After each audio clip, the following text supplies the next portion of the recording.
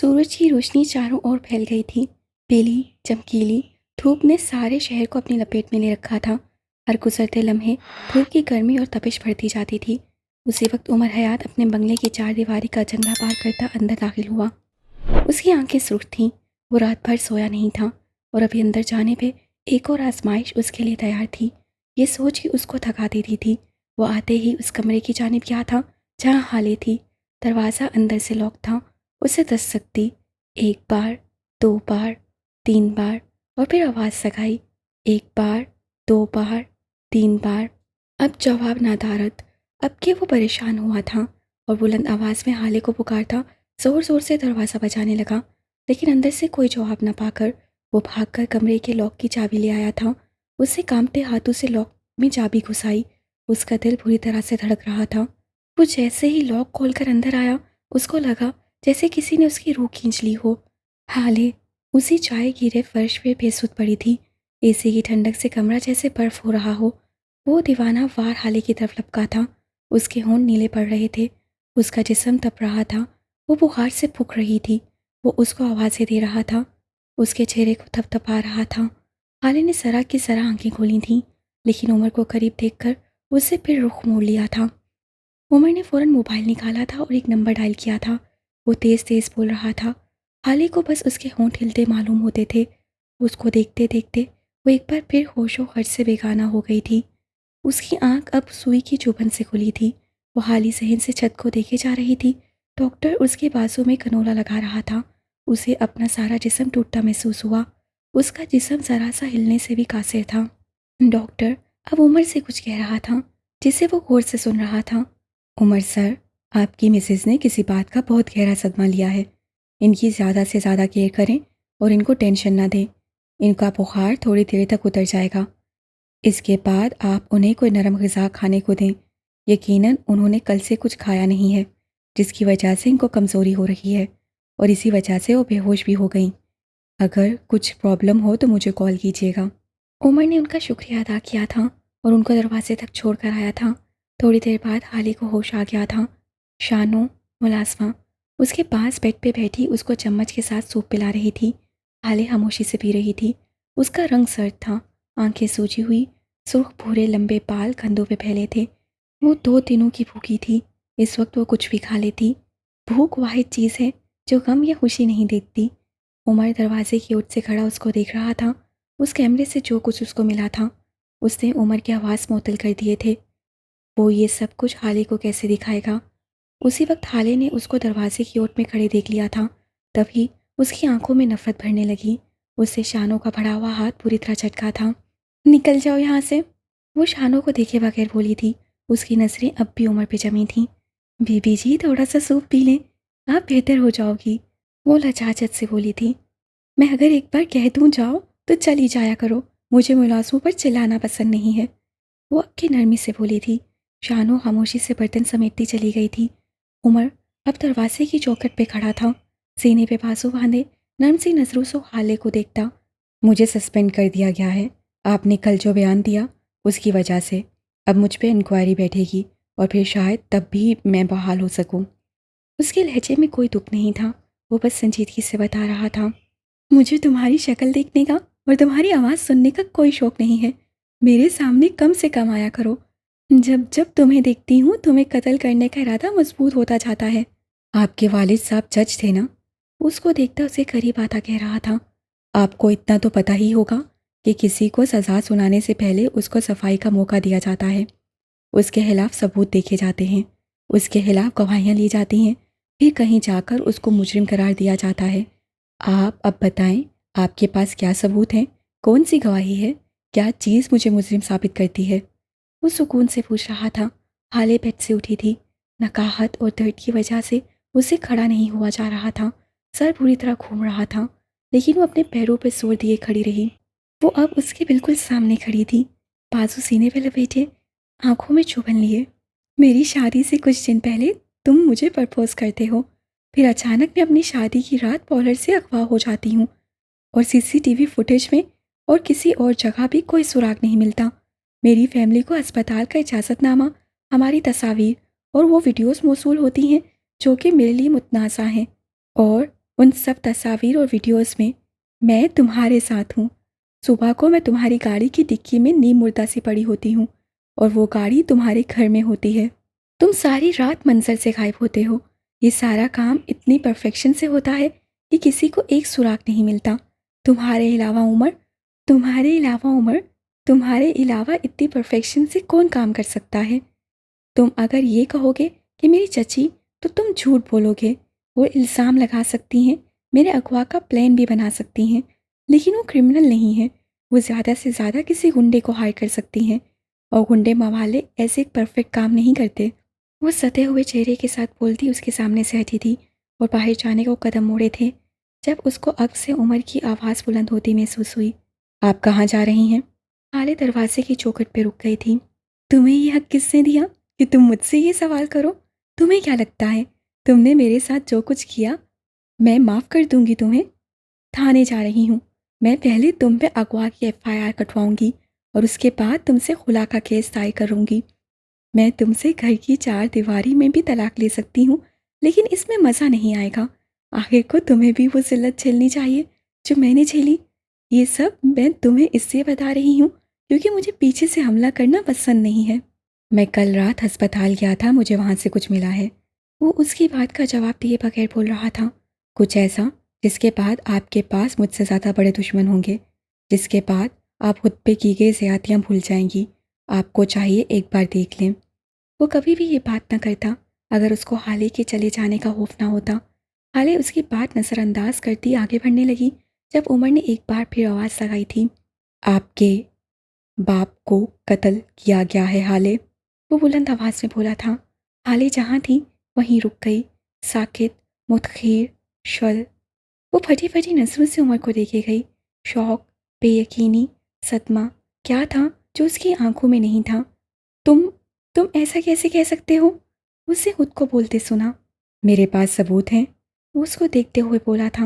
حالے نے بے اختیار دروازے کا سہارا لیا تھا۔ عمر نے فوراً آگے بڑھ کر اس کا ہاتھ تھامنا چاہا، جسے حالے نے جھٹک دیا۔ آپ کو آرام کی ضرورت ہے، آپ آرام کریں، ہم اس بارے میں بعد بات کریں گے۔ پلیز آپ لیٹ جائیں تھوڑی دیر، وہ فکر مندی سے کہہ رہا تھا۔ مجھے دکھاؤ کیا ہے تمہارے پاس، کس نے کیا ہے یہ سب بتاؤ مجھے، وہ پھٹی ہوئی آواز میں چلائی تھی۔ میں آپ کو کوئی بھی ثبوت صرف تب دوں گا جب آپ اپنے پیروں پہ چل کر میرے پاس آئیں گی، صحت مند اور کنٹرولڈ۔ اس سے پہلے میں آپ کو ایک چیز بھی نہیں دکھاؤں گا۔ سو مسز حالے سلطان، اپنے بیڈ پہ واپس جائیے اور اب صرف تب آئیے گا جب آپ کو کسی چوکھٹ کا سہارا نہ لینا پڑے۔ لڑکھڑاتے قدم سچ نہیں سن سکتے۔ آپ کے اغوا کا الزام تو پہلے ہی لگ چکا ہے مجھ پہ، اب آپ کو سچ بتا کر قتل کا کیس خود پہ نہیں لگوا سکتا۔ وہ بول کر رکا نہیں تھا، لمبے لمبے ٹھاک بھرتا چلا گیا تھا، جبکہ حالے اسی دروازے کے ساتھ لگی بیٹھتی چلی گئی تھی۔ اس وقت اس کو اپنے ساتھ ہونے والا کوئی ظلم یاد نہیں تھا۔ اگر کچھ یاد تھا تو بس اپنا باپ۔ کوئی کیسے کسی کا باپ اس سے چھین سکتا ہے؟ مہرماں ٹرالی میں چائے اور ناشتے کا سامان لیے یوسف سلطان کے کمرے میں جا رہی تھی۔ اس نے سادہ سبز رنگ کا لون کا سوٹ پہن رکھا تھا، پوری آنکھیں ہلکی سرخ تھیں، شاید نیند نہ پوری ہونے کی وجہ سے۔ اس سے کمرے کے دروازے پہ دستک دی تھی اور پھر دروازہ پورا کھول کر اندر چلی گئی۔ یوسف سلطان اپنے بیڈ پہ بیٹھے تھے، وہ 2 دن میں ہی صدیوں کے بیمار لگ رہے تھے۔ مہر نے ٹرالی ان کے سامنے رکھی اور اب وہ ان کے لیے چائے بنا رہی تھی۔ مہر، میری حالے کہاں ہے؟ کچھ پتہ کرو اس کا، کوئی لے آؤ اس کو۔ میں نے رات میں راج کو دیکھا، وہ خواب میں آیا تھا، وہ مجھ سے بڑا ناراض تھا۔ میری حالے کی وجہ سے میں نے اس کو نکال دیا، یہ میں نے کیسے کیا؟ خدا کے لیے اسے لے آؤ، میں ساری زندگی تمہارا احسان نہیں بھولوں گا، اسے لے آؤ۔ وہ مہر کو دیکھتے روندے ہوئے لہجے میں کہہ رہے تھے۔ چائے بن چکی تھی۔ مہر نے ان کی سائڈ ٹیبل پہ چائے کا کپ رکھا اور خود ان کے ساتھ بیڈ پہ جا بیٹھی، ان کا پورا ہاتھ اپنے ہاتھ میں لیا۔ یوسف سلطان نے جھٹکا نہیں، اس کے اندر تک سرشاری پھیل گئی۔ وہ اس کے لیے سفیر سے بھی بڑی نعمت تھے۔ ابا، وہ چلی گئی ہے۔ میں نے اس کو روکا، حسن نے بھی روکا، لیکن وہ نہیں رکی۔ معراج بابا نے، انہوں نے کل حالے کا نکاح اس عمر حیات کے ساتھ کروا دیا تھا۔ وہ اب یہاں نہیں آئے گی۔ ابا، وہ بڑی ضدی ہے، بالکل امی کی طرح۔ آپ صبر کریں، کچھ وقت تک صبر، میں اسے آپ کے پاس لے آؤں گی، کیونکہ ابا، میں مہرماں آپ سے ساری دنیا سے زیادہ محبت کرتی ہے۔ میرے پاس سب سے قیمتی تعلق آپ ہیں۔ میں آپ کے لیے کچھ بھی کر سکتی ہوں۔ میرا خاندان بس آپ ہیں۔ میں اسے لے آؤں گی ابا، آپ کے لیے۔ وہ ان کے ہاتھ پہ ہاتھ رکھے یقین دہانی کروا رہی تھی۔ یوسف سلطان نے اس کا ہاتھ ذرا سا اونچا کیا اور اپنے قریب لا کر چوم لیا۔ میں تم پہ بھروسہ کرتا ہوں مہر، بس مجھے میری حال ہلا دو۔ تم لا سکتی ہو، تم ہی لا سکتی ہو۔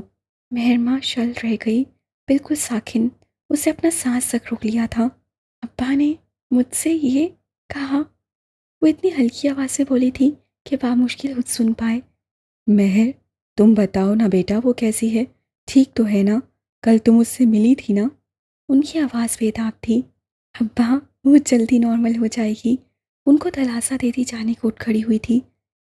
کہاں جا رہی ہو تم؟ اس کو اٹھتے دیکھ کر وہ ہراساں سے ہو گئے تھے۔ ابا، میرا وقت ختم ہو گیا ہے۔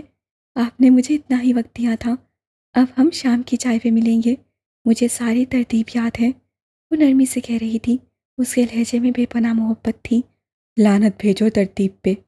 تم یہاں بیٹھو میرے پاس، مجھ سے باتیں کرو، حالی کی باتیں، معراج کی باتیں، مت جاؤ تم۔ وہ ایسی بے بسی سے بولے تھے کہ مہر کا دل بسیجا تھا۔ وہ بیٹھ گئی تھی۔ اسے اس سے زیادہ کیا چاہیے ہوگا؟ یہ اس کی زندگی کی سب سے بڑی خواہش تھی۔ یہ وقت بھی عجیب شے ہے، ایک سے اس کا باپ لے گیا تھا تو ایک کو باپ کی شفقت مل گئی تھی۔ وقت نے اگر کسی کو نوازا تھا تو وہ مہرماں وہاج تھی۔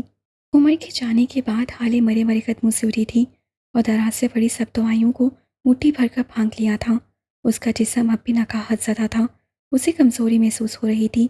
وہ چند لمحے بیڈ پہ بیٹھی گہرے سانسیں تھی، خود کو پرسکون کرتی رہی اور پھر بیڈ پہ گرنے کے انداز میں لیٹ گئی۔ شاید ان گولیوں میں کوئی نیند کی گولی بھی تھی جس کی وجہ سے اس کو لیٹتے ہی نیند آ گئی تھی۔ اس وقت جب اس کی آنکھ کھلی تو کروٹ کے بل اپنے بیڈ پہ لیٹی تھی۔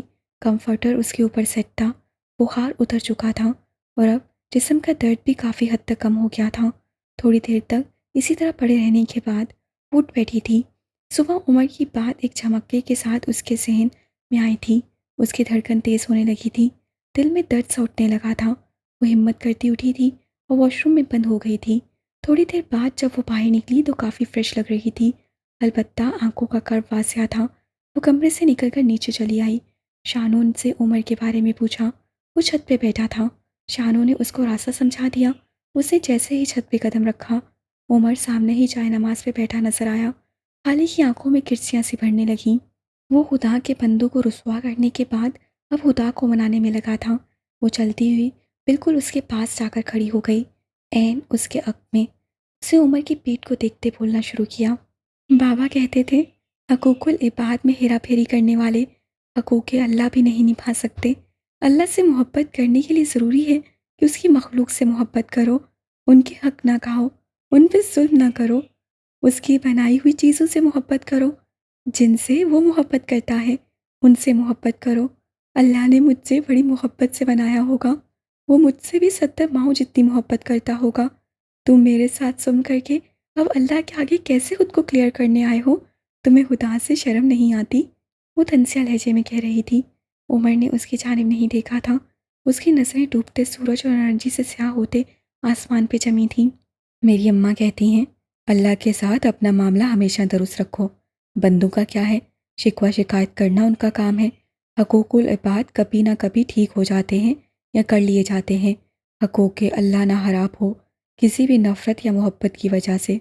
جو اللہ 70 ماؤں سے زیادہ محبت کرتا ہے وہ بندوں کے دل آپ کے لیے نرم کر ہی دے گا، ان سے آپ کے معاملات درست کروا ہی دے گا، آپ کے دل سے بھی مہریں ہٹا دے گا۔ بس شرط یہ ہے کہ اس کو نہ چھوڑو، اس سے تعلق جوڑے رکھو، درد میں، مصیبت میں، غم میں، خوشی میں، ہمیشہ۔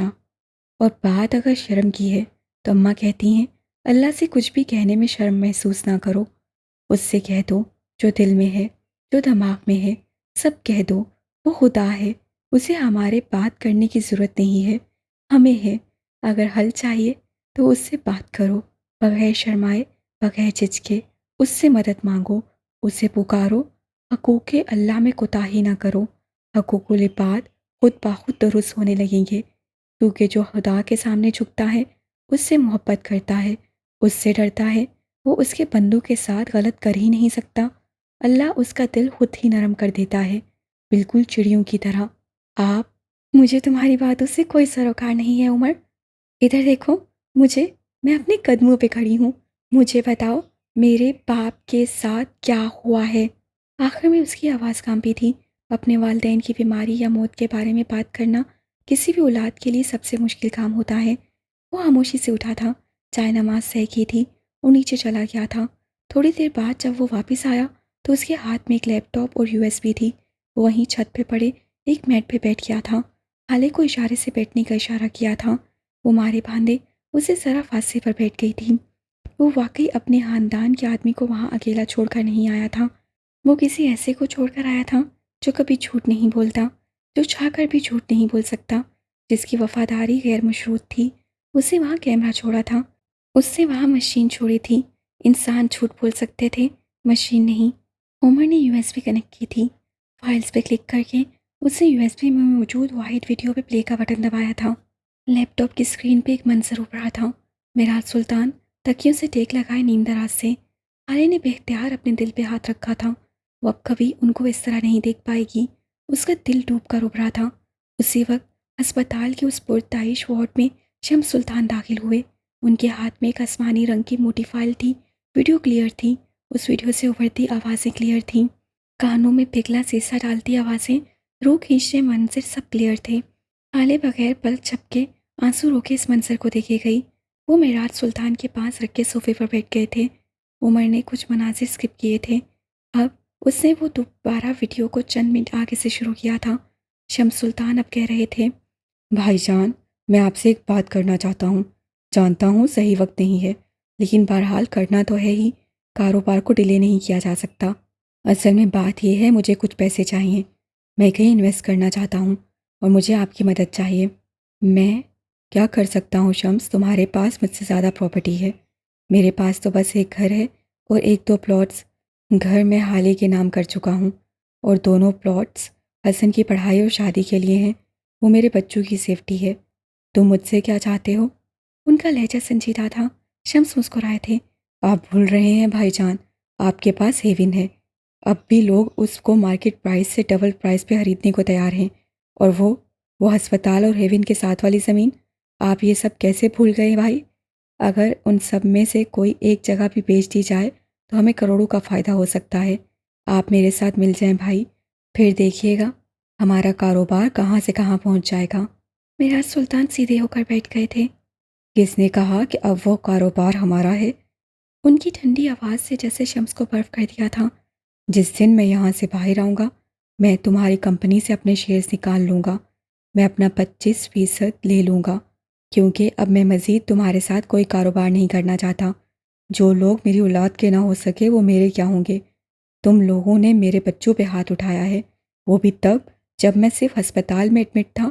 اگر میں مر گیا تو تم لوگ تو میرے بچوں کی بوٹیاں نوچ لوگے شمس۔ میں اب سلطان منزل بھی واپس نہیں آؤں گا۔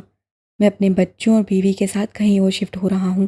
تمہارے اور میرے راستے آج کے بعد علیحدہ ہیں۔ نہیں بھائی، آپ ایسا نہیں کر سکتے۔ اس وقت اگر آپ نے اپنے شیئرز نکال لیے تو میں برباد ہو جاؤں گا۔ میں آپ کو ہرگز ایسا نہیں کرنے دوں گا۔ میں آپ کا بھائی ہوں، آپ میرے ساتھ ایسا کیسے کر سکتے ہیں؟ وہ مارے بکلاہٹ کے یہاں سے وہاں چکر لگانے لگے تھے۔ ٹھیک ہے، میں تمہیں وقت دیتا ہوں، تم سیٹل ہو جاؤ۔ میں بھائی ہوں تمہارا، تمہیں برباد ہوتا نہیں دیکھ سکتا، لیکن بس تمہارے پاس 6 مہینے ہیں۔ اس کے بعد میرا تمہارے کاروبار سے کوئی تعلق نہیں ہوگا، اور اگر تمہیں پیسوں کی ضرورت ہے تو تم میرا ایک پلاٹ بیچ دو، اور جب تم سیٹل ہو جاؤ تب واپس کر دینا۔ وہ سہولت سے کہہ رہے تھے، مجھے آپ کا پلاٹ نہیں چاہیے، مجھے ہیون چاہیے۔ آپ کو ایک بات کیوں سمجھ نہیں آتی؟ حالے میرے گھر آتی تو ہیون مجھے مل جاتا، لیکن آپ کی بدکار بیٹی سے یہ برداشت نہ ہوا اور بھاگ کھڑی ہوئی۔ لیکن اب آپ کو میرا کام کرنا ہوگا، ہیون مجھے دینا ہوگا بھائی۔ اگر میں آپ کے بچوں پہ ہاتھ اٹھا سکتا ہوں تو انہیں جان سے بھی مار سکتا ہوں۔ اگر اپنے بچوں کو بچانا چاہتے ہیں تو خاموشی سے ہیون کو میرے نام کر دیں بھائی۔ آپ کے لیے اور آپ کے خاندان کے لیے یہی بہتر ہوگا۔ وہ تیش سے چلا رہے تھے، جبکہ معراج ٹھنڈی اور پرسکون نظروں سے ان کو دیکھ رہے تھے۔ تم میرے بچوں کو مارنے کی بات کر رہے ہو شمس؟ کچھ دیر قبل تو تم یہ کہہ رہے تھے کہ تم میرے بھائی ہو۔ ان کے لہجے میں افسوس تھا۔ شمس کی آنکھوں کا تاثر یکدم بدلا تھا۔ اب ان کی آنکھوں میں بے حسی اور سرد مہری تھی۔ تو کہاوت ہے، جب کوئی کہے میں تمہارا بھائی ہوں تو پوچھ لینا حابیل یا قابیل۔ میں قابل بن گیا ہوں بھائی، آپ نے بنا دیا ہے۔ ہمیشہ آپ سے برتری کی خواہش کو دل میں دبا کر رکھا، لیکن آج نہیں۔ ہمیشہ آپ کی کامیابی کو اپنی کامیابی سمجھا، لیکن اب نہیں۔ اب آپ کو میرے لیے کچھ کرنا ہوگا بھائی۔ ساری زندگی میں کیوں قربانی دوں؟ کبھی معراج سلطان کیوں قربانی نہ دے؟ ہمیشہ میں ہی کیوں ناکام رہوں؟ کبھی آپ کیوں ناکامی کا منہ نہ دیکھیں؟ میں آپ سے بہت محبت کرتا ہوں بھائی، لیکن اب اور نہیں۔ اب آپ کو میرے لیے کچھ کرنا چاہیے۔ آپ آدھے مر چکے ہیں، اب آپ کو پورا مر جانا چاہیے، یا پھر آپ کے بچوں کو۔ ہاں، ان کو مر جانا چاہیے۔ میں آپ کے بچوں کو مار دوں گا بھائی۔ وہ پاگلوں کی طرح تیز تیز بولتے، اس وقت کو جنونی لگ رہے تھے۔ معراج سلطان کے اطمینان میں کوئی فرق نہیں آیا تھا۔ جاؤ شمس، مار دو۔ ایک گولی نہیں، چار چار مارو۔ اگر میرے بچوں کی موت تمہارے ہاتھ لکھی ہے تو مار دو جا کر، اور اگر ان کی زندگی لکھی ہے تو تم چاہے پورا پسٹل ان پہ حالی کر دو، وہ بچ جائیں گے۔ ان کا بال بھی بیکار نہیں کر سکتے تم شمس۔ تم مجھے میرے بچوں کی موت سے نہیں ڈرا سکتے۔ میرے پاس دن میں 10 لوگ آتے ہیں، بالکل تمہارے جیسے۔ ایسی دھمکیاں مجھے روز ملتی ہیں۔ تم مجھے نہیں ڈرا سکتے ہو، سو بہتر ہے یہاں سے چلے جاؤ۔ Get last. شمس ہنسنے لگے تھے، زور زور سے، یہاں سے وہاں گھومتے وہ ہنستے جاتے تھے۔ آپ نہیں جانتے میں کیا کیا کر سکتا ہوں بھائی۔ میں آپ کے بچوں کو گولی سے نہیں ماروں گا۔ میں حالے اور اس لڑکے کی تصاویر سوشل میڈیا پہ ڈال دوں گا۔ ساری دنیا اس پہ تھو تھو کرے گی۔ اس کی دوستیں، اس کا خاندان، ہر کوئی اس کے کردار کی بات کرے گا۔ وہ باہر جانے سے کترائے گی، اس کی شخصیت مسیح ہو جائے گی۔ آپ کی بیٹی جیتے جی مر جائے گی بھائی۔ ذلت سے بڑی موت کوئی نہیں ہوتی۔ آپ کا بیٹا ہر روز اپنی بہن کو دیکھے گا تو اس کو سب کچھ یاد آئے گا۔ اس کے دوست، اس کا سرکل، ہر کوئی اسے تنزیہ نظروں سے دیکھے گا۔ ہر کوئی اس کی بہن کی بات کرے گا۔ پہلے وہ ڈیفینڈ کرے گا، پھر غصہ کرے گا، اور ایک دن وہ اس سب سے بیزار ہو جائے گا۔ وہ سوشل ہونا چھوڑ دے گا، وہ کالج چھوڑ دے گا، وہ اپنی بہن سے لڑے گا، خود سے منہ چھپائے گا، وہ ڈیمیج ہو جائے گا بھائی۔ اور اس سے بڑی موت کون سی ہوگی؟ وہ ہنسے تھے، سرہند ہنسی۔ آپ کو چاہیے کہ ہیون کو خاموشی سے میرے نام کریں بھائی۔ آپ کو چاہیے کہ اب آپ قربانی دیں، یا تو اپنے بچوں کی یا پھر اپنی جائیداد کی، کیونکہ اب شمس سلطان کو کوئی نہیں روک سکتا۔ میں قابل بن گیا ہوں بھائی۔ اب آپ کو فیصلہ کرنا ہوگا کہ آج قابل کے ہاتھوں کس کی موت ہوگی۔ آپ کے بچوں کی نہ ہوئی تو وہ رکے تھے بس ایک لمحے کو۔ تو آپ کی موت ہوگی بھائی۔ میں آپ کو مار دوں گا، لیکن ہیون نہیں چھوڑوں گا۔ معراج سلطان نے شاکی نظروں سے شمس کو دیکھا تھا۔ میں تمہارا بھائی ہوں شمس۔ وہ ایک ایک لفظ پہ زور دے کر بولے تھے۔ تم مجھے مار دو گے، تم میرے بچوں کو مار دو گے۔ تم کیا بن رہے ہو یار؟ کیا ہو گیا ہے تمہیں؟ ہم دونوں کے درمیان ایسا کیا آ گیا؟ تم میرے بھائی ہو شمس، میرا وارث۔ تم مجھے مار دو گے، آؤ مار دو، مجھے فرق نہیں پڑے گا، لیکن تم برباد ہو جاؤ گے۔ تمہارا سکون ختم ہو جائے گا، تمہاری نیندیں اڑ جائیں گی۔ گلٹ تمہیں مار دے گا۔ مجھے مار کر اپنے ساتھ ظلم مت کرو، میرے بچوں کے ساتھ ظلم مت کرو۔ حسن بہت چھوٹا ہے، حالے کے بغیر میری سانس اکھڑتی ہے۔ اپنے اور میرے ساتھ ظلم مت کرو، ہر ظلم کا بدلہ دینا پڑتا ہے۔ یہ مت کرو میرے بھائی، میری بات سنو۔ تمہیں پیسے چاہیے ہیں، تم میرا 25% لے لو۔ یہ میں موت کے ڈر سے نہیں کہہ رہا، یہ میں اپنے بھائی کو گناہ سے بچانے کے لیے کہہ رہا ہوں۔ تم میرے پلاٹس بیچ دو، میرا گھر بیچ دو، میں تمہیں ہیون بھی دے دیتا، خدا کی قسم دے دیتا، لیکن شمس، میں نے مسجد میں بیٹھ کر اپنے خدا سے وعدہ کیا تھا کہ میں ہیون پروجیکٹ کو کبھی بھی اپنے ذاتی مفادات کے لیے استعمال نہیں کروں گا۔ کوئی محبت، کوئی چاہت، کسی بھی جذبے کو خود پہ حاوی نہیں ہونے دوں گا۔ میں خدا کے ساتھ کیا وعدہ نہیں توڑ سکتا، اور تمہیں خود کے ساتھ اور اپنے ساتھ ظلم نہیں کرنے دے سکتا۔ میرے بھائی، خود کے ساتھ ظلم مت کرو، قابل مت بنو۔ وہ اس کو دیکھتے ہوئے نرمی سے کہہ رہے تھے۔ ان کے لہجے میں بھائی کے لیے محبت تھی، فکر تھی، خلوص تھا۔ شمس نے چند لمحے ان کو سنا تھا، دیکھا تھا، ان کی باتیں اپنے ذہن میں جذب کرنے کی کوشش کی تھی، لیکن نہیں، اب نہیں۔ انہوں نے زور زور سے اپنی گردن نفے میں ہلائی تھی۔ آپ کی جذباتی تقریر مجھے متاثر نہیں کر سکتی۔ میں ایک مشین ہوں، ایک روبوٹ۔ میرا مقصد بس پیسہ ہے، میرا عشق، میرا جنون بس پیسہ ہے۔ ایسی لفاظیوں نے کئی سال پہلے ہی مجھ پہ اثر انداز ہونا چھوڑ دیا تھا۔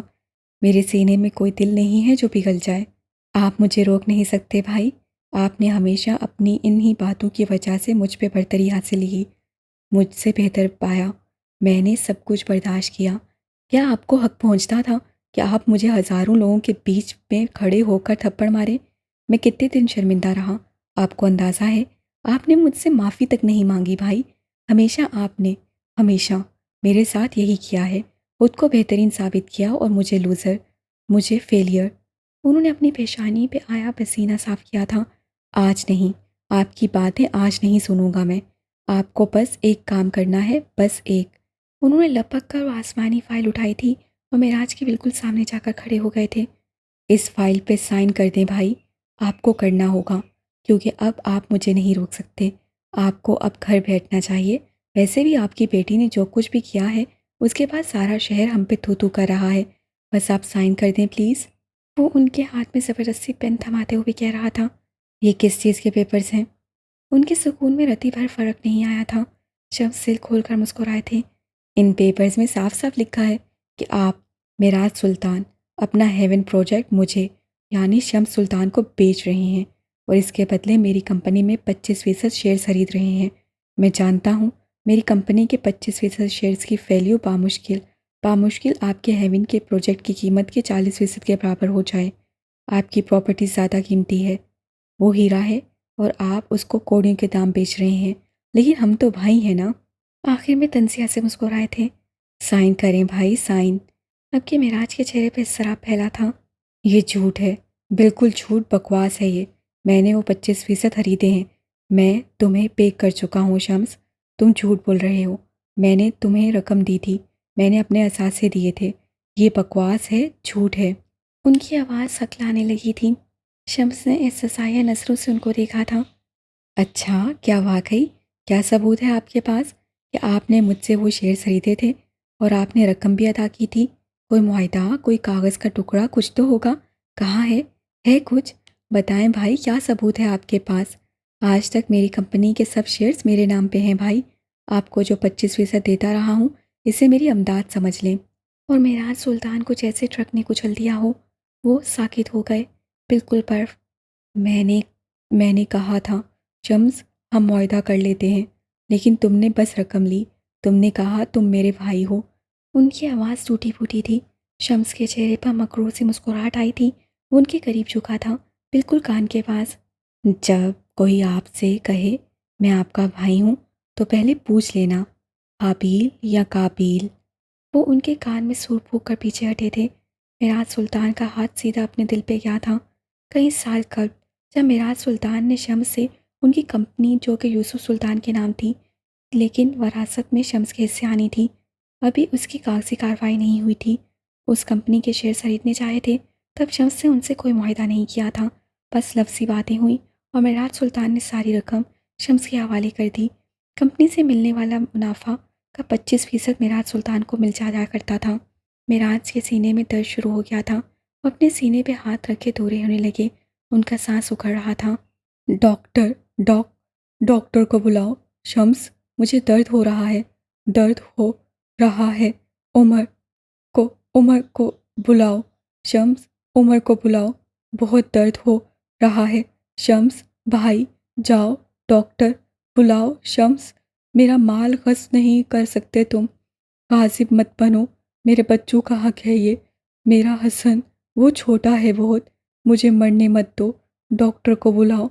حالے کا کیا ہوگا شمس، میرے بچے رل جائیں گے، ڈاکٹر کو بلاؤ، حسن بہت چھوٹا ہے۔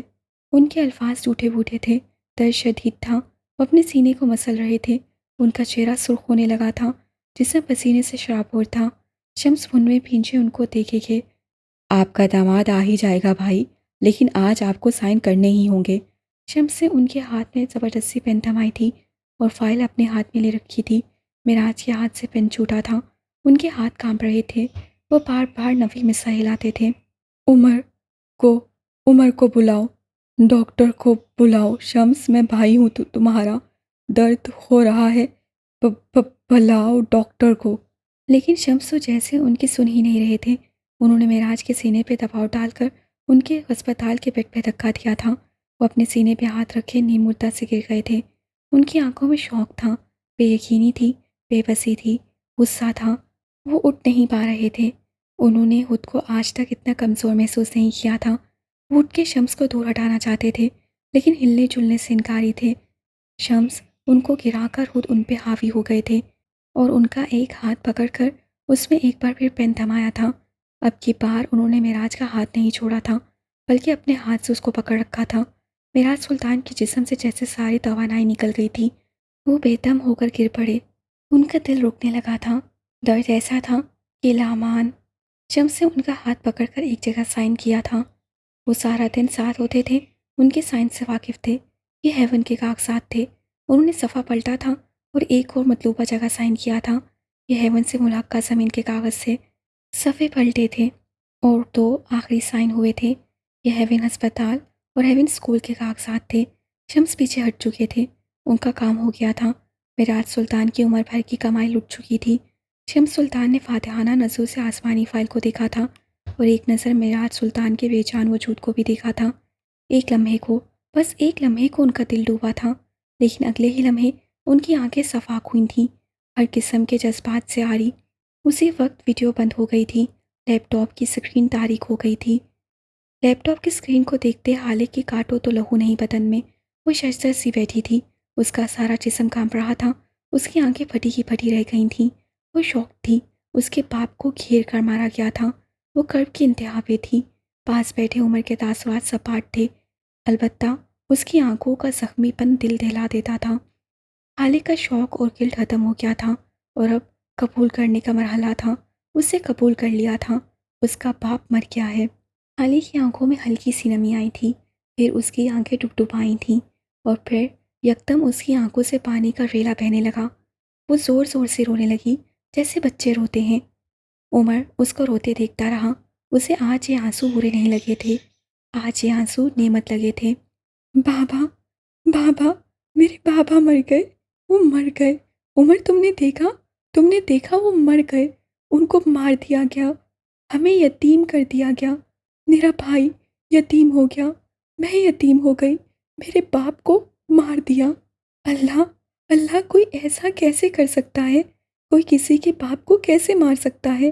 اللہ میں کہاں جاؤں؟ میرا باپ مر گیا ہے، یا اللہ کوئی ایسا کیسے کر سکتا ہے؟ میرا باپ مر گیا، وہ تو میرے چچا تھے، وہ ایسا کیسے کر سکتے ہیں اللہ؟ وہ آسمان کی طرف دیکھتے ہوئے زور زور سے روتی جاتی اور کہتی جاتی، میرا دل بند ہو رہا ہے اللہ، کوئی کسی کے باپ کو کیسے مار سکتا ہے؟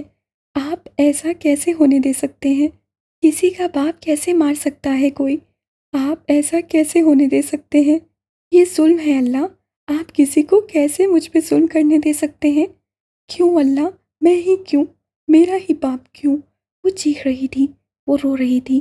اس کا باپ مر گیا تھا، یہ غم تھا، اس کے باپ کو قتل کیا گیا تھا، یہ ناسور تھا اور ناسور کبھی ختم نہیں ہوتا۔ یہ ایک 2 کمروں کا چھوٹا سا اپارٹمنٹ تھا۔ دیواروں پہ جا پیچا لگی پینٹنگز تھیں، چھوٹا سا لاؤنج اور اوپن کچن، بس یہی نرمین اور نو کی ساری دنیا تھی۔ ان کے والدین ایک کار کریش میں مر گئے تھے۔ تب نو 15 سال کا تھا اور نرمین 6 سال کی۔ تب سے لے کر اب تک نو اور نرمین کی ساری ذمہ داری ان کے خالو فہیم مرزا پہ آ چکی تھی۔ وہ دونوں اس وقت لاؤنج میں رکھ کے صوفے پہ بیٹھے چائے پی رہے تھے جب ڈور بیل بجی۔ نو چائے کے کپ کو میز پہ رکھتا دروازے کی طرف بڑھ گیا، لیکن اس کو دروازہ کھولنے کی ضرورت نہیں پڑی۔ یاقوت اپنے ہاتھ میں موجود کارڈ سے دروازہ کھول کر اندر آ گیا تھا۔ نو کو دیکھتے ہوئے اسے کارڈ ہوا میں لہرایا تھا۔ اسے سفید سلک شرٹ کے ساتھ سفید ہی جینس پہن رکھی تھی، بال جل سے پیچھے کو جمائے وہ کافی اچھا لگ رہا تھا۔ برو، تمہیں آنے کی کیا ضرورت تھی؟ میرے پاس کارڈ تو تھا، خواہ وہاں زحمت کی تم نے، وہ مصنوعی افسوس سے کہہ رہا تھا۔ نو خاموشی سے اس کو دیکھتا رہا۔ کیوں آئے ہو یہاں؟ کیا کام تھا؟ اس کا لہجہ بے لچک تھا۔ یار، اس اے ایس پی کو سسپینڈ کر دیا ہے، سیلیبریشن پارٹی دے رہا ہوں میں، انوائٹ کرنے آیا ہوں تمہیں۔ وہ دونوں چلتے ہوئے لانچ میں آ گئے تھے۔ یاقوت ایک صوفے پہ دھپ سے گر گیا تھا، اس کے ذرا فاصلے پہ نرمین بیٹھی تھی۔ نرمین ایک دبلی پتلی سی، صاف رنگت اور سیاہ لمبے بالوں والی خوش شکل سی لڑکی تھی۔ اس کے چہرے میں سب سے زیادہ متاثر کن اس کی سبز آنکھیں تھیں۔ آنکھوں کا یہ رنگ اس کو اپنی ماں سے ملا تھا۔ وہ پکی پٹھان تھیں، اپنے پیرنٹس کی وفات کا حادثہ نرمین کے ذہن سے چپک کر رہ گیا تھا۔ اس کا دماغ کمزور تھا، وہ چھوٹی چھوٹی چیزوں سے ڈر جاتی تھی۔ وہ اپنی عمر کی لڑکیوں جتنی چالاک نہیں تھی، بلکہ یہ کہنا بہتر ہوگا وہ معصوم تھی، بے حد معصوم۔ یاقوت کو دیکھ کر اس نے سلام کیا تھا۔ نو نے ناگواری سے یہ منظر دیکھا تھا۔ نرمین بیٹے تم اندر جاؤ۔ اس نے نرمی سے اپنی بہن سے کہا تھا۔ یاقوت نے گردن موڑ کر نو کو مسکرا کر دیکھا تھا۔ اور میرے لیے کافی کون بنائے گا؟ وہ ہنوس مسکرا رہا تھا۔ میں بنا دیتی ہوں یاقوت بھائی، نرمین ہلکی آواز سے بولی تھی۔ تم کتنی سویٹ ہو یار۔ وہ اجتلی سے بولا تھا۔ میری بہن تمہاری نوکر نہیں ہے جو تمہارے لیے چائے کافی بناتی رہے۔ نو اکھڑ لہجے میں کہہ رہا تھا۔ تم اندر جاؤ نیرو، میں کافی بنا دوں گا بیٹا۔ نرمین خاموشی سے اپنے کمرے کی جانب بڑھ گئی تھی۔ یاقوت نے اپنے پیر اسی چھوٹی سی میز پہ کینچی کی صورت رکھ لیے تھے جہاں کچھ دیر قبل پی گئی چائے کے کپ رکھے تھے۔ نرمین نوکر نہیں ہے لیکن تم تو ہو نا۔ اچھا نوکر نہ صحیح، میرے پارٹی کارڈ، میرے کیپر تو ہو نا۔ جاؤ تم کافی بنا کر لاؤ میرے لیے۔ اس کا لہجہ نارمل تھا لیکن اس کی آنکھوں میں استحصال تھا۔ نو نے چند لمحے چھپتی ہوئی نظروں سے اس کو دیکھا تھا اور پھر کچن کی طرف بڑھ گیا تھا۔ Espresso double shot. یاقوت نے پیچھے سے ہانک لگائی تھی۔ تھوڑی دیر بعد نو ایک ٹرے میں کافی کے مگ لیے آ رہا تھا۔ صوفے پہ بیٹھتے ہوئے اس سے ایک مگ یاقوت کو تھمایا تھا اور دوسرا ٹرے میں ہی رکھا تھا۔ وہ غیر آرامدہ سا بیٹھ گیا۔ واہ یار کیا بات ہے تمہاری، وہ کافی کا خون بھرتے ہوئے بولا تھا۔ میں نے اتنی اچھی کافی تو زندگی میں دوسری بار پی ہے۔ پہلی بار بتاؤں کب پی تھی؟ کب؟ نو نے بیزاری سے سوال کیا تھا۔ ایک ہفتہ پہلے جب میں ساشا کے ساتھ یہاں تمہارے گھر آیا تھا، تب نیرو نے ہم دونوں کے لیے جو کافی بنائی تھی، اوف کیا بات تھی۔ وہ آنکھیں بند کیے محسوس سا کہہ رہا تھا، جبکہ نو مرزا کے چہرے کا رنگ یکدم بدلا تھا۔ وہ ایک جھٹکے سے اٹھ کھڑا ہوا تھا۔ تم ساشا کو میرے گھر لائے تھے؟ تمہاری ہمت کیسے ہوئی؟ تم اپنی گرل فرینڈ کو لے کر میرے گھر آئے میری غیر موجودگی میں، میری بہن کی موجودگی میں؟ وہ بچی ہے، معصوم، کیا اثر پڑا ہوگا اس پر؟ تمہاری جرأت کیسے ہوئی؟ او خدایا، وہ ساشا کتنی بدزبان ہے، گالی دیے بغیر نہ اس کی بات شروع ہوتی ہے اور نہ ختم۔ ہر 10 منٹ بعد وہ ایک سگریٹ پیتی ہے۔ تم ایسی لڑکی کو میرے گھر لے آئے، میری بہن کے پاس، کس کی اجازت سے؟ وہ بول نہیں رہا تھا، کرا رہا تھا۔ اس کا بس نہیں چل رہا تھا کہ یاقوت کا منہ نوچ لے۔ ریلیکس برو، اب اتنی بھی بچی نہیں ہے تمہاری بہن۔ اور کیا ہو گیا اگر میں اپنی گرل فرینڈ کو یہاں لے بھی آیا؟ میں یہاں سے گزر رہا تھا، سوچا تمہارے گھر سے ہوتا جاؤں، تم نہیں تھے اور نیرو نے مجھے بذات خود دعوت دی تو میں اندر آ گیا۔ بٹ آئی سویئر ساشا نے اسموکنگ نہیں کی تھی یار۔ وہ اٹھا تھا اور نو کے پاس جا کر اسے کان کے قریب جھکا تھا۔ اس نے بس ایک ڈرگ ڈوز دیا تھا۔ وہ سرگوشی نما آواز میں کہہ کر ہٹا تھا۔ نو کا رنگ سفید پڑنے لگا تھا، اس کی آنکھیں بے یقینی سے پھیلی تھیں۔ اسے بغیر یہاں وہاں دیکھے یاقوت کو بازو سے پکڑا تھا اور اسے تقریباً گھسیٹتا ہوا دروازے کی جانب لے جانے لگا۔ یاقوت ہنستے ہوئے اس کے ساتھ کھینچا جا رہا تھا۔ نو نے اس کو دروازے سے باہر دھکا دیا تھا اور دروازے پہ ہاتھ رکھ کے انگلی اٹھا کر اس کو وارن کیا تھا۔ یاقوت، میری بہن اور میرے گھر سے دور رہو۔ آج کے بعد اگر تم میرے گھر کے قریب بھی پھٹکے تو خدا کی قسم میں تمہیں اپنے ہاتھوں سے مار دوں گا۔ ٹھا کی آواز سے دروازہ اس کے منہ پہ مارتے ہوئے اندر بڑھ گیا تھا۔ نرمین، نرمین، یہاں آؤ فوراً۔ وہ لونچ میں دھاڑا تھا۔ نرمین فوراً کمرے سے نکل آئی تھی، اس کی آنکھوں میں سجاو ابھرا تھا۔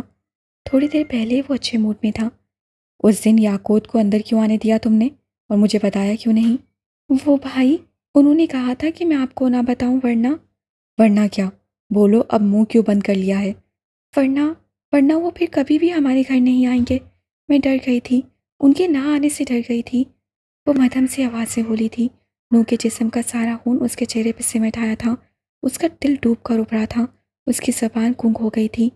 وہ اس کے نہ آنے کی ڈر سے اتنا کچھ کر سکتی ہے تو اس کے آنے کے لیے کیا کچھ کرے گی؟ اس حال نے ہی نو کو برف کر دیا تھا۔ یہاں آؤ، اس نے خود کو بولتے سنا۔ نرمین مرے مرے قدم اٹھاتی اس کے قریب آ گئی تھی۔ نو نے نرمی سے اس کو اپنے کندھے سے لگایا تھا۔ میری بات سنو بیٹے، وہ یہاں اب کبھی بھی نہیں آئے گا، کبھی بھی نہیں۔ اور تم اب کبھی اس کا انتظار نہیں کرو گی۔ وہ اچھا لڑکا نہیں ہے، تم اس کے بارے میں نہیں سوچو گی۔ وعدہ کرو بھائی سے۔ وہ نرمی اور محبت سے کہہ رہا تھا۔ نرمین نے معصومیت سے سا ہلا دیا تھا، جبکہ نو، اس نے اب بھی لب بھینچ رکھے تھے۔ او خدایا! یہ کیا ہو گیا تھا؟ رات کی تاریکی ہر لمحہ بڑھتی جا رہی تھی۔ وہ اب تک خود کو اسی چھت پہ بیٹھا محسوس کر رہی تھی۔ اس کا ذہن، دل، آنکھیں سب وہیں تھیں۔ وہ اب رو نہیں رہی تھی۔ اس کا دل حقیقت قبول کر چکا تھا۔ اب وہ غم میں تھی۔ اپنے کمرے کی بیلکونی میں بیٹھی وہ ہر اس لمحے کو یاد کر رہی تھی جو اس نے اپنے باپ کے ساتھ گزارا، جو اس نے اپنے چچا کے ساتھ گزارا۔ وہ ذرا سخت تھے، کبھی کبھی تلخ بھی ہو جاتے تھے، لیکن قتل، وہ اپنے ہی بھائی کا قتل کیسے کر سکتے تھے؟ اسے رہ رہ کر تکلیف اٹھ رہی تھی۔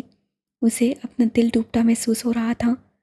2 دن سے وہ جس حقیقت کو قبول نہیں کر پا رہی تھی وہ آج تھپڑ کی طرح اس کے چہرے پر آ کر لگی تھی۔ دل سے خون رسنے لگا تھا۔ ذلت، رسوائی، باپ کی موت، کیا کیا سہے۔ اس نے سر آسمان کی جانب اٹھایا تھا۔ اس کی آنکھیں نم ہونے لگی تھیں۔ یا اللہ، یہ کیا ہو گیا ہے؟ اس کے لب پھڑپڑائے تھے۔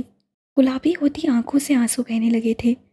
میں اتنی اچھی مسلمان کبھی نہیں تھی، لیکن میں نے کبھی کسی کا دل نہیں توڑا تھا۔ میں نے کبھی کسی کے عیب ظاہر نہیں کیے تھے۔ میں نے کبھی خاندان نہیں توڑے۔ پھر میرا دل کیوں ٹوٹا اللہ؟ میں کیوں رسوا ہوئی؟ میرا خاندان کیوں چھوٹ گیا؟ میرے اپنے مجھ سے کیوں الگ ہوئے؟ اس کی آواز بہت ہلکی اور زکام زدہ تھی۔ میرا باپ، وہ تو بہت اچھے انسان تھے۔ اللہ، کوئی ان کو کیسے قتل کر سکتا ہے؟ ان کا بھائی، میرا چچا، وہ قتل کیسے کر سکتے ہیں اللہ؟ میں کیا کروں؟ کہاں جاؤں؟ میرے دل میں شدید درد ہے اللہ، مجھے صبر دے، میرے بھائی کو صبر دے، میرے بھائی کو۔ وہ کہتے کہتے رکی تھی، ٹھٹکی تھی، اٹھ کھڑی ہوئی تھی۔ اس کا بھائی اب بھی وہاں تھا، اس کے باپ کے قاتلوں کے قریب۔ یا اللہ، اس کا بھائی۔ وہ آنکھوں کو خشک کرتی لڑکھڑاتے قدموں سے کمرے سے باہر آئی تھی۔ ہر چیز ایسے سلو موشن میں ہو رہی تھی۔ وہ سیڑھیاں اتر رہی تھی، وہ پیر کہیں رکھ رہی تھی اور پڑ کہیں رہا تھا۔ وہ اب پتھریلی روش پہ چلتی بیرونی دروازے کی طرف جا رہی تھی۔ اس کے پیروں میں جوتے نہیں تھے، اس کے سر پہ دوپٹہ نہیں تھا۔ اس کا دل اور دماغ صرف ایک جگہ تھا، اس کا بھائی۔ وہ اس کے باپ کے قاتلوں کے قریب تھا، بے حد قریب۔ اس کی آنکھوں کے آگے سارے منظر دھندلے پڑ رہے تھے۔ اس کا چہرہ گیلا تھا، نہ جانے کیوں۔ وہ اب دروازہ کھول رہی تھی، کوئی اس سے کچھ پوچھ رہا تھا۔ اس کا چہرہ بھی دھندلا تھا۔ وہ شاید عمر کا کوئی ملازم تھا۔ خالے نے ہاتھ کے اشارے سے اس کو دروازہ کھولنے کا کہا۔ اس کی زبان جیسے مفلوج ہو گئی تھی۔ وہ آدمی اب پھر سے اس سے کچھ کہہ رہا تھا۔ خالے نہیں سن رہی تھی، وہ کچھ بھی نہیں سن رہی تھی۔ اس کی سماعتوں میں ایک ہی فکرہ گونج رہا تھا، آپ کے بچوں کو مر جانا چاہیے بھائی۔ اس کی آنکھوں میں ایک ہی منظر تھا، اس کے باپ کا ہسپتال کے بیڈ پہ پڑا بے جان وجود، اس کے باپ سے زبردستی سائن لیتا اس کا چچا۔ اسی وقت اسے عمر اپنے قریب آتا دکھائی دیا۔ وہ کچھ پریشان سا تھا۔ خالے کو دیکھ کر فکر مندی سے اسے قریب آیا۔ وہ اب کچھ کہہ رہا تھا۔ گھر، حسن، چلو میرے گھر، میرا بھائی، میرے بھائی کو۔ اس کے الفاظ ٹوٹے پھوٹے تھے، اس کی باتیں بے ربط تھیں۔ عمر نے تفکر سے اس کو دیکھا تھا اور پھر نیچے جھکا تھا، اپنے جوتے اتار کر باری باری اس کے پیروں میں ڈالے تھے۔ وہ ساکن کھڑی رہی۔ اوکے ایزی ہو جائیں، ہم چل رہے ہیں، میں ساتھ چل رہا ہوں۔ وہ کھڑے ہوتے ہوئے اس کو تسلی دے رہا تھا، کاٹ سے کچھ کہہ رہا تھا۔ خالے نے آنکھیں بند کر کے کھولی تھیں، رکے ہوئے آنسو بہہ نکلے تھے۔ منظر صاف ہوا تھا۔ وہ اب عمر کے ساتھ گاڑی میں بیٹھی تھی۔ وہ بار بار نظریں موڑ کر اس کو دیکھتا تھا، وہ نہیں دیکھ رہی تھی۔ اسے کچھ دکھائی نہیں دے رہا تھا۔ اسے اپنے بھائی کے پاس جانا تھا، جلد از جلد۔ ہارون شاہد گاڑی کی چابی ہاتھ میں لے نیچے جا رہا تھا جب نوال بیگم نے اس کو روک لیا۔ آج اس نے سادہ سی بھوری شلوار قمیض پہن رکھی تھی، گرے آنکھوں میں اداسی تھی۔ اگر آج حالے اس کے ساتھ ہوتی تو اس کی پینٹنگ دیکھ کر کتنا خوش ہوتی، وہ بس سوچ ہی سکا۔ کہاں جا رہے ہو تم؟ نوال اس کو دیکھتے ہوئے پوچھ رہی تھی۔ بہت ضروری کام ہے، وہیں جا رہا ہوں۔ اس سے بہانہ بنایا تھا۔ اور یہ ضروری کام یقیناً حال سلطان ہوگی۔ ان کے لہجے میں طنز نہیں تھا، وہ بس پوچھ رہی تھی۔ نہیں ماما، میں اس کا سامنا نہیں کر سکتا، اس کو بہت تکلیف دی ہے میں اس کو وقت دینا چاہتا ہوں، اور وہ اس وقت بہت بڑے غم میں ہے۔ میرا جانا ٹھیک ہوگا بھی کہ نہیں؟ وہ ہائپر ہو جائے گی، خود کو نقصان پہنچا لے گی۔ میں اس سے معافی مانگنا چاہتا ہوں، لیکن مجھے لگتا ہے یہ وقت نہیں مناسب۔ تمہیں کس نے کہا ہے کہ تم اس سے معافی مانگو جا کر، یا پھر اس کے تمہارے بلانے کا انتظار کرو؟ کون کہتا ہے؟ اسے وقت دو، وہ سنجیدگی سے کہہ رہی تھیں۔ کیا مطلب؟ وہ متعجب ہوا۔ دوست کی خوشی میں اس کی مرضی سے جاؤ، لیکن دوست کے غم میں اپنی مرضی کے بغیر بھی جاؤ۔ وہ دھکا دے کر نکالے تب بھی جاؤ، وہ گالیاں دے تو سنتے رہو، وہ مارے تو مار کھا لو، کیونکہ وہ غم میں ہے، اور غم سوچنے سمجھنے کی صلاحیت چھین لیتا ہے۔ اگر غم کو سنا نہ جائے تو وہ ناسور بن جاتا ہے، اور ناسوروں کے ساتھ زندگی بہت مشکل ہو جاتی ہے بیٹے۔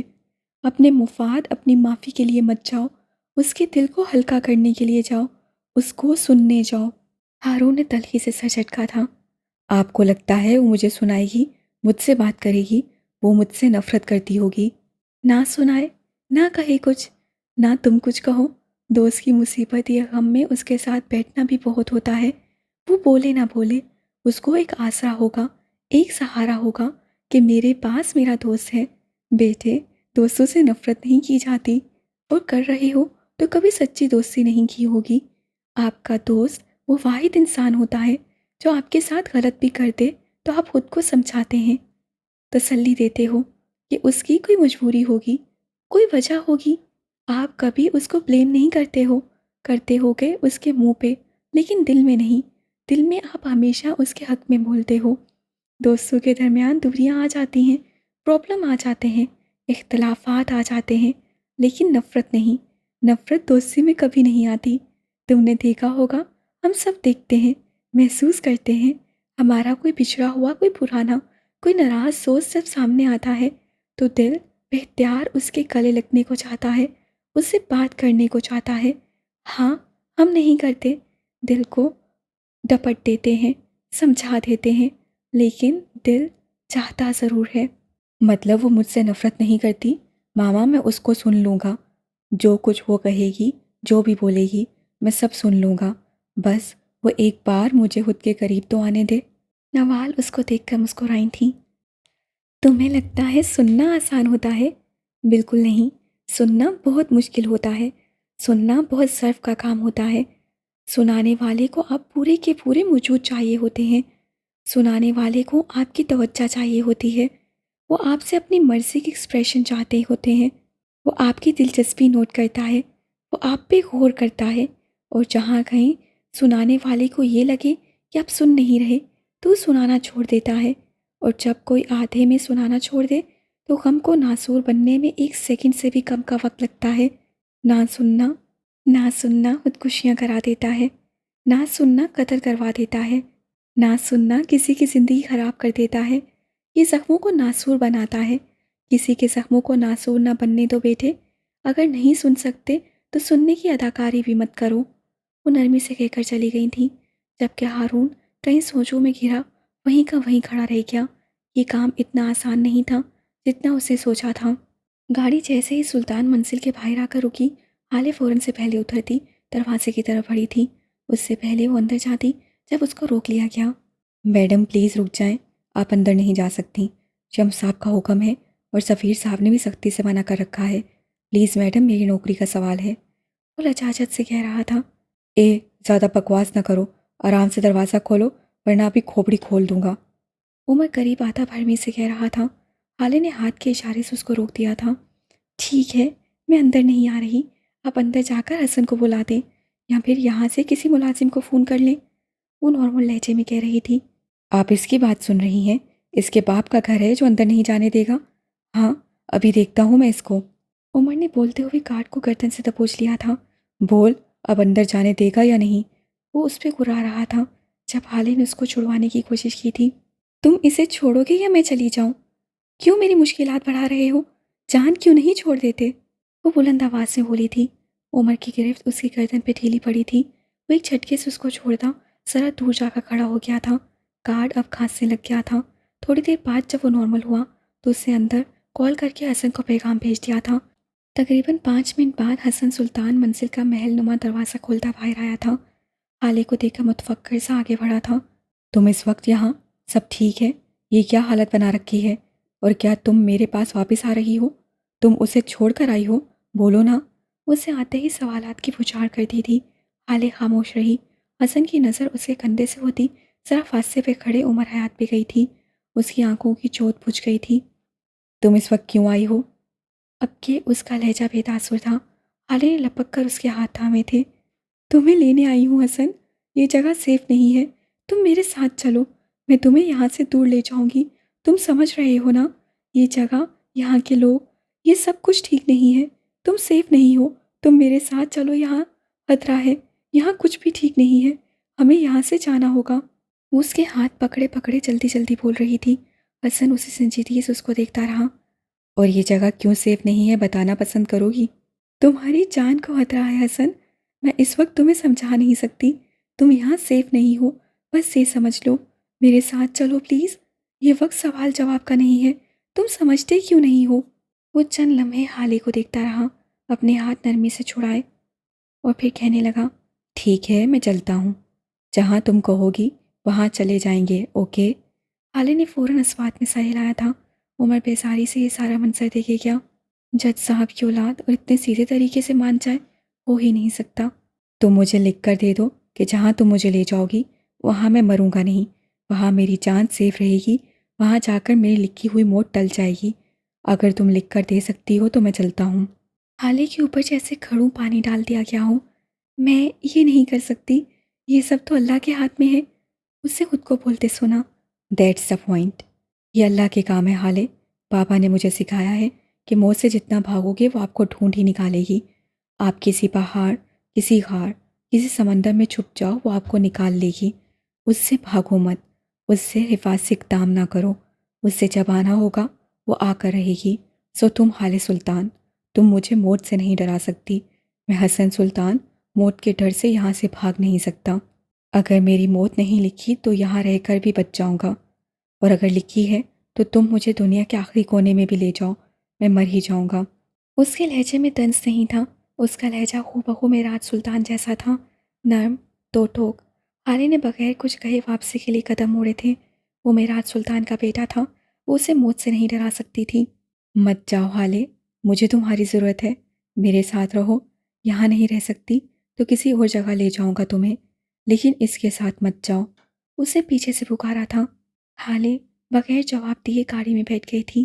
حسن نے لب بھینچ لیے تھے۔ تم نے یہ دوسری بار کیا حالے، تم نے مجھے دوسری بار اس آدمی کے لیے چھوڑا۔ وہ بس سوچ ہی سکا، خون کا بدگمان ہونا بہت بڑی اذیت ہوتی ہے۔